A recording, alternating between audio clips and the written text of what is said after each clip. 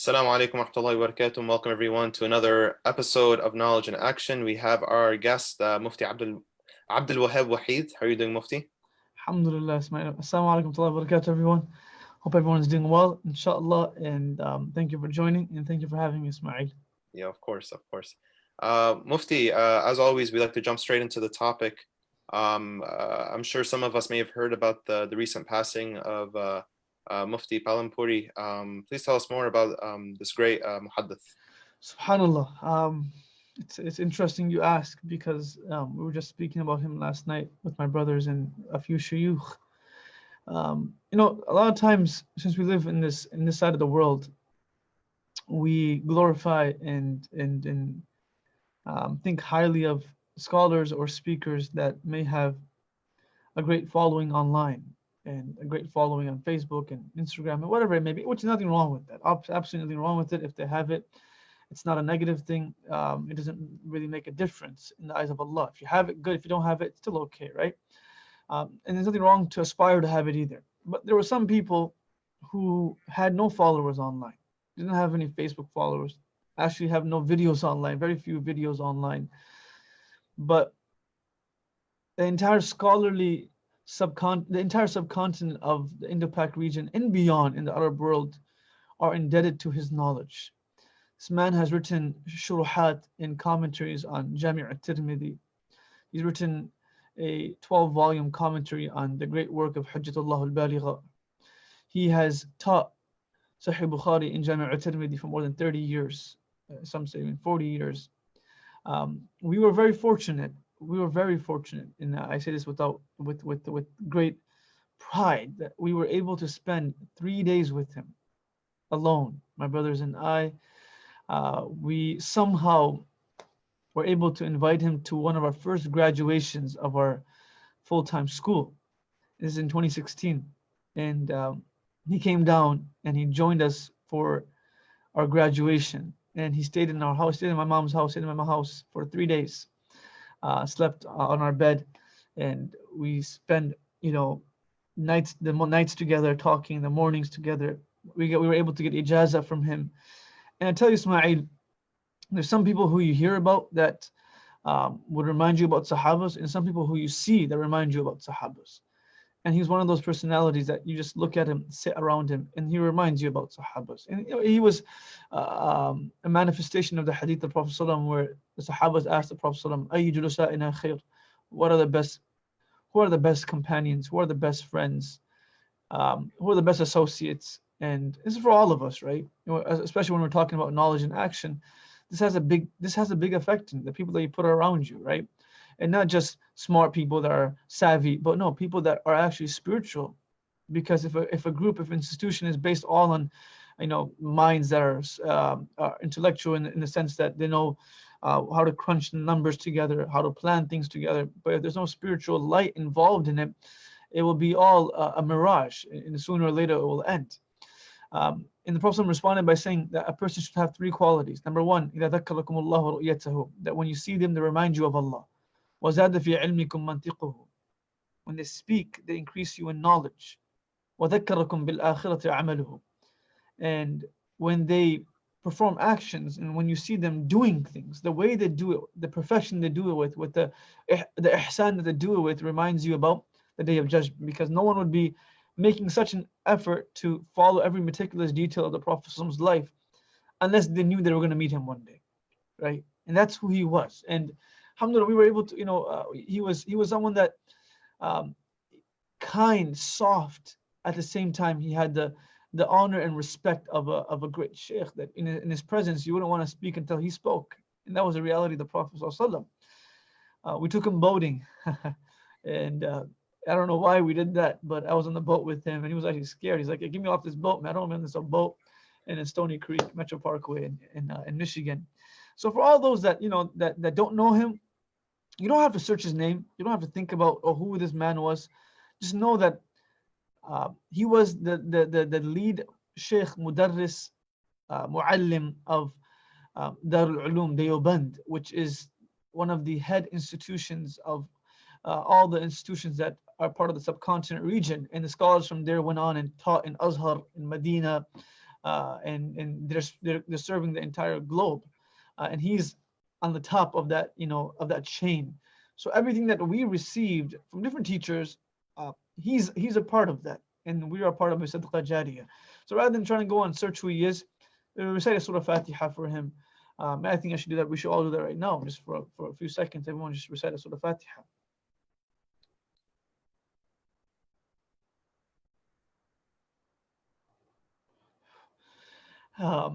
Lastly, these are people that are perhaps majhulun fil ard wa ma'rufun fil sama, that we may not know them in this world, but they're known in the heavens. One day Umar radiallahu anhu walked by Mu'adh ibn Jabal as he was sitting next to the grave of the Prophet sallallahu alaihi wasallam, and he was crying. And this is in the Khilafat of Umar radiallahu anhu. So a few years after the demise of the Prophet, he comes to me, "Ma yubkika ya Mu'adh? What makes you cry, O Mu'adh?" And he said, شيء ذكرته من رسول الله صلى الله عليه وسلم, something that I remembered that I heard from the Prophet صلى الله عليه وسلم. So what was it? I want to hear it too. And he said that the Prophet صلى الله عليه وسلم once said, إن الله يحب الأتقياء الأبرار الأخفياء. Allah subhanahu wa ta'ala loves those that are God conscious, that are righteous, but they are hidden. They're hidden gems. No one knows them, right? And he says that if they speak, perhaps people don't pay much attention to them. If you look at them in the airport, you won't be like, oh my God, wow, look at that person. But they're known in the heavens, and people in the heavens are saying their names because فَاذْكُرُونِي أَذْكُرُكُمْ, right? Because their entire life was spent doing dhikr of Allah subhanahu wa ta'ala, remembering Allah. And if they were doing that, Allah was remembering them in the heavens. So, and this is something for us as well. Like this, don't judge the book by its cover is a motto or a slogan that we've all heard, and we all say that we act upon it. But do we really? Do we really? If we see someone that doesn't have a nice pair of clothes on, or doesn't have not wearing this or not wearing that, do we really not judge them, right? And this is important that the Prophet taught us that one day he saw a man pass by and he asked the Sahabas, "Ma ra'yuka bi hadha ar-rajul?" What do you think about this person? And the Sahaba say, huwa khayrun minna. He's from amongst the best of us. If he speaks, he's إذا تكلم يسمع. وإذا شفع يشفع. If he does intercession, it will be accepted. If he proposes, it will be accepted. If he sends a proposal, it will be accepted. And the Prophet said, quiet. Another man walked by, and he was very poor, and he was holding his sandals in his hand. And the Prophet said, what about this person? He said, this he's هو من الفقراء المسلمين. He's from the poor people. If he speaks, no one will listen to him. If he gives intercession, no one will accept it. If he sends a proposal, it will never be given a second thought. The Prophet said, هذا خير من ملء الأرض مثل هذا. This second individual is better than the entire world full of that individual, because he's a person that has Allah's obedience in his life. That's where it comes down to. So, and in both ways, don't judge if someone has a lack of physical religiosity in their life, or if they have an extreme amount of it. If they want to wear a turban, let them wear a turban. If they want to wear a thobe, let them wear a thobe. If they don't want to wear it, it's okay. Sometimes we pick and choose when we want to judge. No, don't judge on either side of the spectrum. Whatever people want to wear, however they want to dress, pray for them, make dua for each other, try to understand where we're coming from for each other, but don't judge from either side of the spectrum. And that's a lesson that we learned from him, and amongst the many that we learned from him. And I know the topic is not his life, but I can speak about his life for an entire hour itself. So that's just a quick snippet. Some people that have, in a game, in a career of a 20-year career, they'll have like 20 highlights in a sports center, top 10. Yeah. Some people, their entire life is full of highlights, and he's one of them. So may Allah bless his soul and grant him a great place in Jannah. I mean, I know we originally decided the topic was to speak a little bit about Miftah. Please tell us more. How did you guys first decide the name Miftah, and what role does Miftah play in our community? So the name is very interesting, right? I mean, so I'll say this first, right, before I move on. Like, a lot of times people spend a great amount of time thinking about the name, the logo, the brand, and the work is 50 years behind, right? The way that it should happen is that your work should be 50 years ahead, right? And then these things are happening too. Not that you spend, all your time on, okay, what's the name going to be? What's the logo? That's important. I care about that. You know me, I'm very, meticulous about the logo, the look, the design, the brand of Miftah, and something that we want to keep consistent, the fonts that we use. But really, we started it without a name.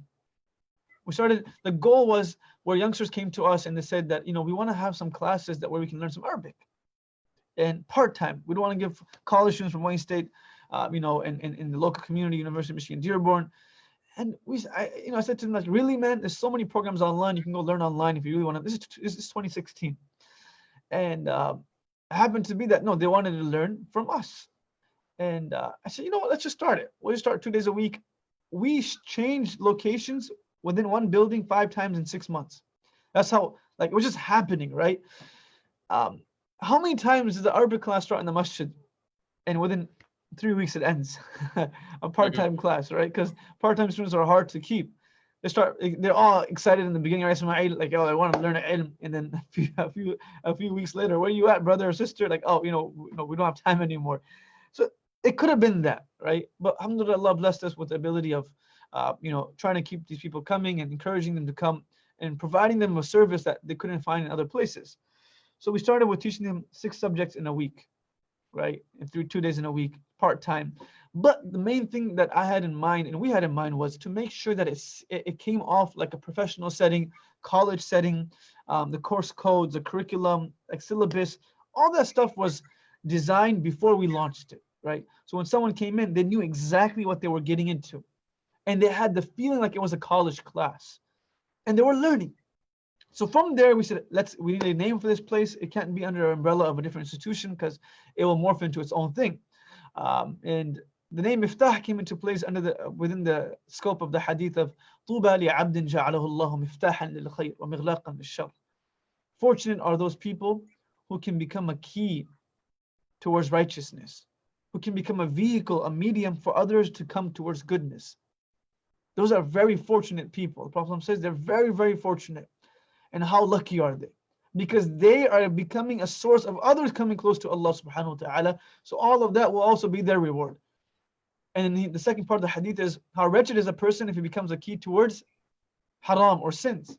So we started off with that. Like, our goal is to create keys in our societies where they can go on and they can educate themselves, education, preservation, application. They can preserve it in their life, and they can apply it in their own communities, in their own settings. So for example, if a young professional is working at Amazon, comes into Miftah, you should be able to learn something and take it back into Amazon. And in 3 years, you should be able to get not only the foundational elements, but actually beyond that, right? You should know all the sacred sciences of our Islamic tradition to a certain level that we think is important. And based on that, they can have khutbahs, they can become youth coordinators, they're able to lead communities, they're able to help MSAs and so on and so forth. So it began with that. And then over time, the demand became more. So each year we added 40, 50 students, and then we launched an online program. We have an online program called Miftah Online that many people are a part of. And then we started doing these light campuses. We have one in Toledo. We have one in Farmington Hills. We have conferences. It just grew, right? But truly, if someone would have asked me when we started in 2016 that, do you think that this is what Miftah is going to become? I would have said, I have no idea. Right? So dream big, but make sure that you don't get lost in the dream. Work at what you have at the present. If you have 5 students sitting in front of you, teach them like they're 100, right? And then you'll have 100, or those 5 will be equal to 100. There were only 313 in Badr, but they were equal to, no one was equal to them. They were the greatest Sahaba, right? That's all they were, right? One was equal to 100. Because the Prophet ﷺ had given them his complete time and attention. And he nurtured them and he nourished them.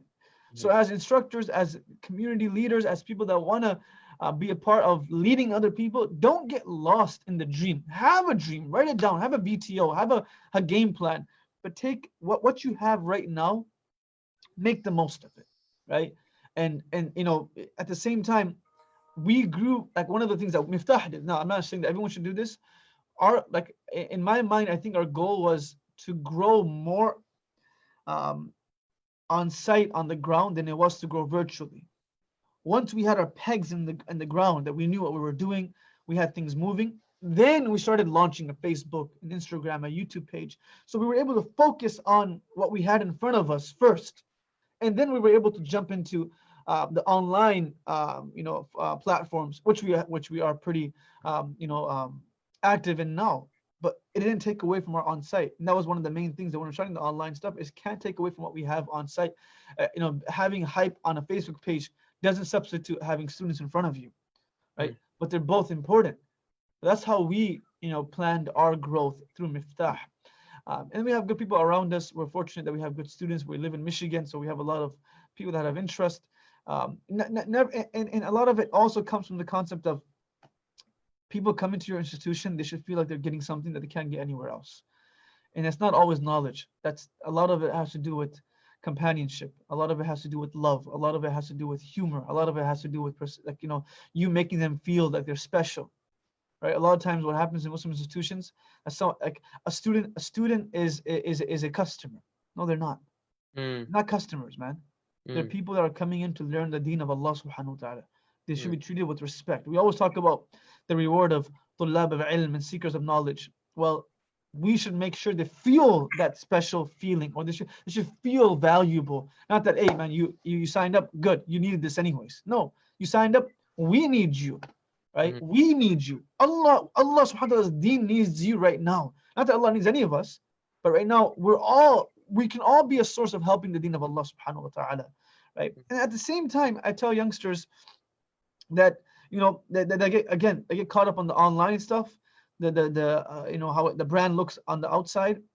The brand has to be clean from the inside. Right? The hearts have to be rectified, the intentions have to be rectified, the goal has to be rectified. There should be no personal incentive in it. There should be no money-making incentive for you. Yes, your institution should be self-sufficient, no doubt about it. But it's not that I'm going to make the most from this. I'll make the least from it, as long as people benefit, right? The best are those that can benefit people. So maybe MSAs or youth committees in masajid, put aside your egos. Put aside your egos. Work for an incentive that is bigger than your own. And that is the incentive of deen. Right? Walk out not representing your institution or your masjid or yourself. Walk out representing Islam. Walk out representing the Sunnah. Walk out representing the tradition. Right? And when you do that, the goal is bigger than your own institution. You're ready to help people. You're ready to move around and compromise your own time, your own energy to help other people. Now, when you help them, they also help you.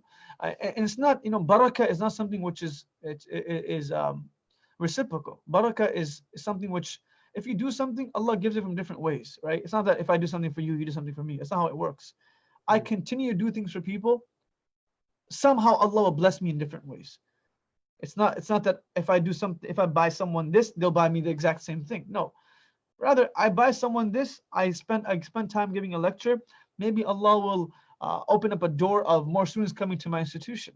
So don't be selfish in the growth of your institution, but rather be selfless as long as it's helping in the growth of Islam.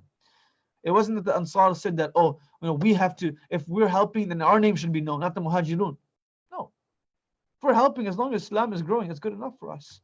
Right? So back to the beginning, our institution is completely based off education and suhbah, giving them a good environment where they can come on campus and study with us. Alhamdulillah, we have 80,000 square feet campus that we purchased a few months back that can serve, inshallah, for the future as well. Inshallah.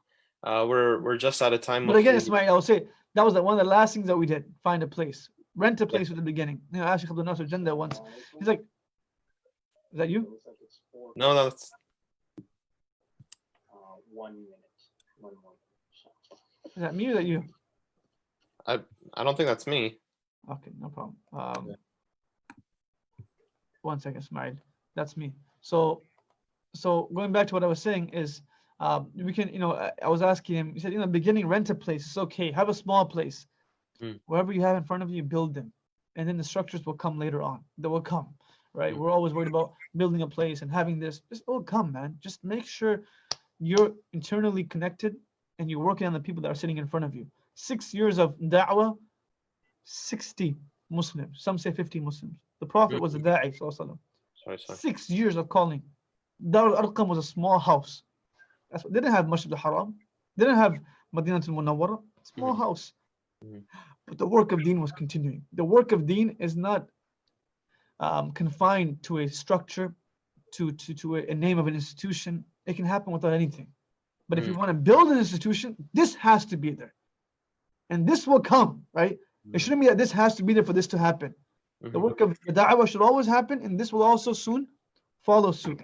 Wallahu a'lam. Jazakallah khair, Ismail.